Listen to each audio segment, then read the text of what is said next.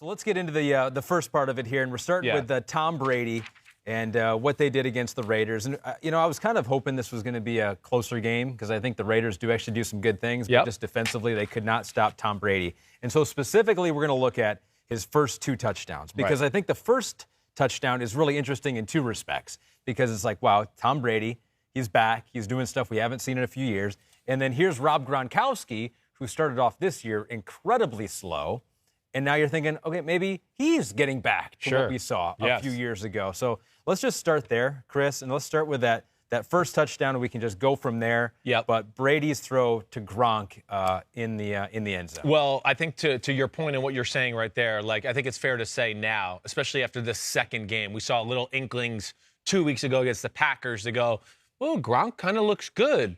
Wow, he's getting there. And I think there was another step upwards or in the right direction again for Gronk to where I went, Gronk might be not just looks good, he might be back, like all the way back. Again, not saying prime Gronk, but damn good towards the end of the Patriots Gronk. I mean, that's where we're at. So that play specifically, first off, hey, that's a Gronk Brady special. I mean, that really is. It was Gronk split out to the left, all right, and they're going to check out that matchup, and there's basically no matchup that they're going to go, ooh, we don't like it.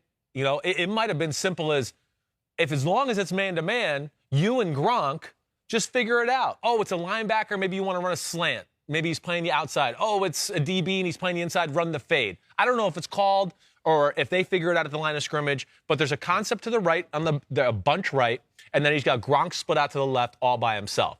Now, if he gets a double coverage look on Gronk, then he'll play the concept on the right and try to figure that out. But the play is all about Gronk and the matchup there. And, quite honestly, it's Nevin Lawson. Who did a good job. He does a good job, right. But that doesn't matter. That's why you put him out there, because it's just like, well, he's just too small. He's just not a big enough guy to be able to mess with him off the line of scrimmage. And then, when it comes to the bumping and all that, when the ball's in the air, just a little like flick of the elbow for Gronk is going to knock you away. And you're going to be like, oh man, I can't get there to grab the ball. I mean, he doesn't even have to do it like intentionally. He could just be like turning around and he hits you and it's over. But Brady threw a freaking strike and he just throws it, high and wide on the outside corner there.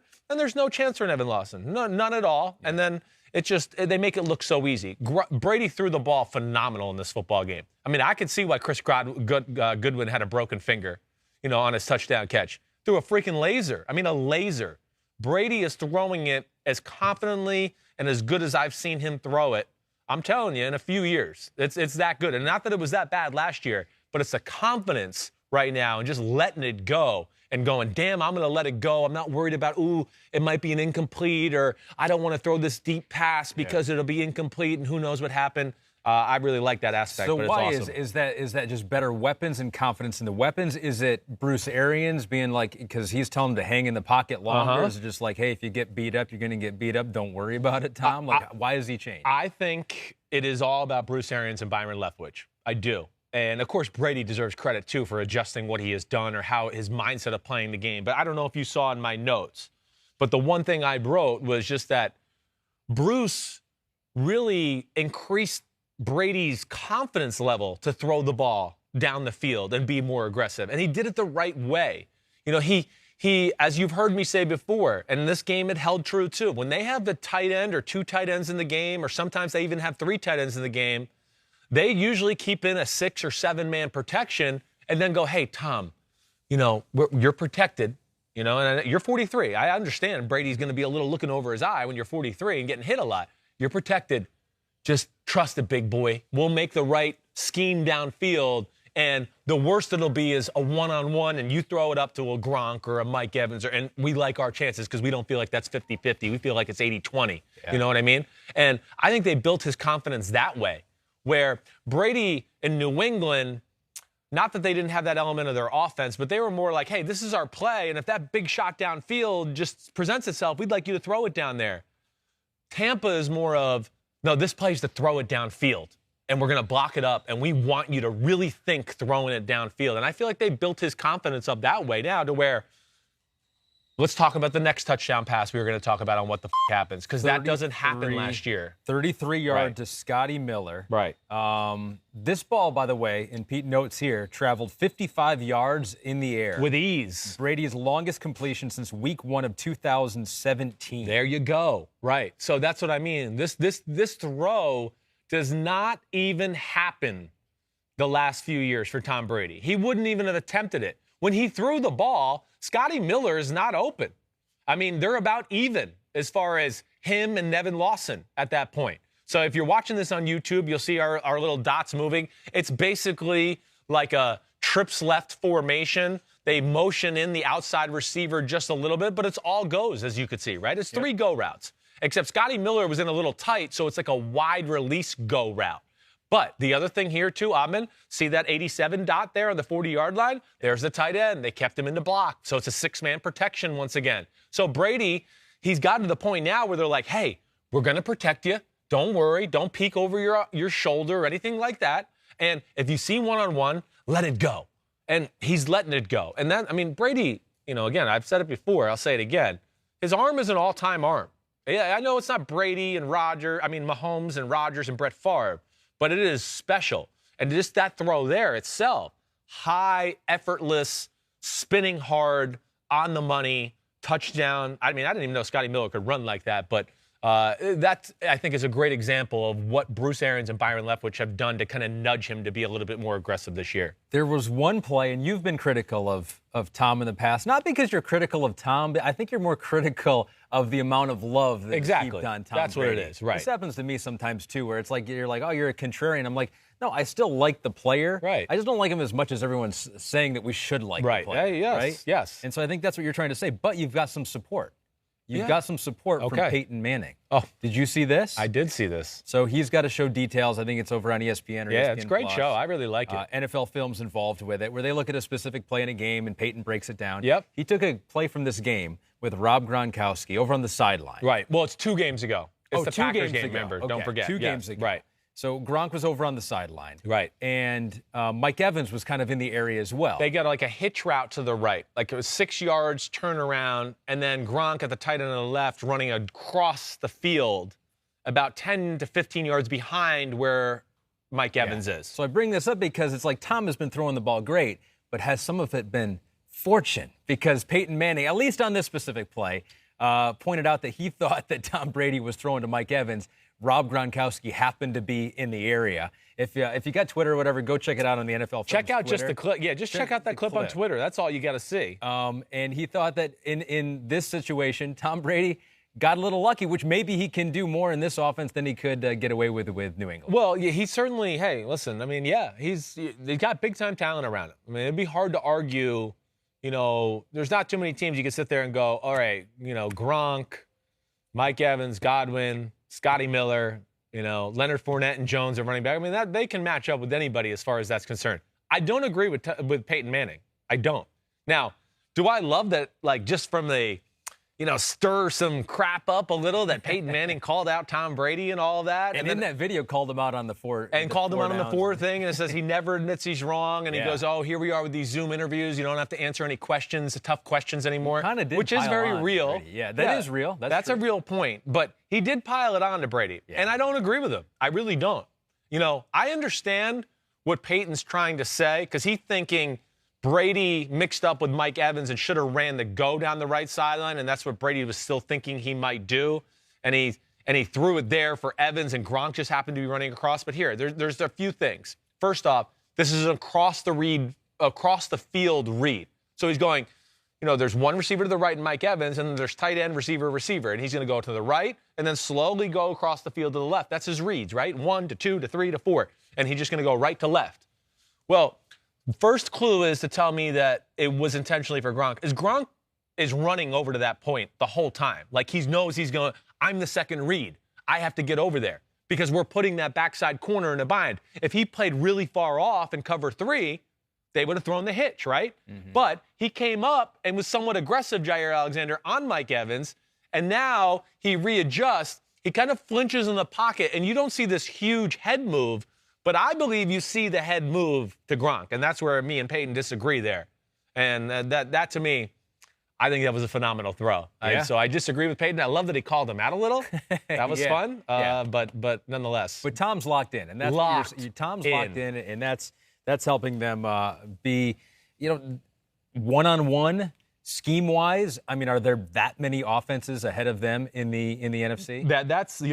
No, there's not. I think it's one of the more complete. They're one of the more complete teams. I think you've heard me say that, and I think they're one of the most complete offenses in all of the NFC, definitely, because they can run and overpower you. Of course, they can spread it out, and Brady can pick you apart. They can block it up and take shots down the field. But to what you said, that's the big point. When you have a scheme that can screw people over, and then you have players that can win one-on-one matchups, that's when you become, fucking awesome. Sorry, right? Yeah. I mean, that's what, like Kansas City. Oh, well, our scheme's good. It's Andy Reid. Zing, zing, zing, zing. Oh, you're man up now, and we just have to make it 1 versus 1? Okay, or our one's better. And that's when they become a deadly combination. And, they can do it in so many different ways. They have great scheme versatility on the offensive side of the ball. If they had to get into a run game slugfest and it was rainy out and things like that, they'd be okay. If they had to get in a spread out shootout, they'd be okay. And then, of course, we know they can get into a balanced offensive game, too, as we're seeing. So I really love the way Brady's playing, their offense, everything about it.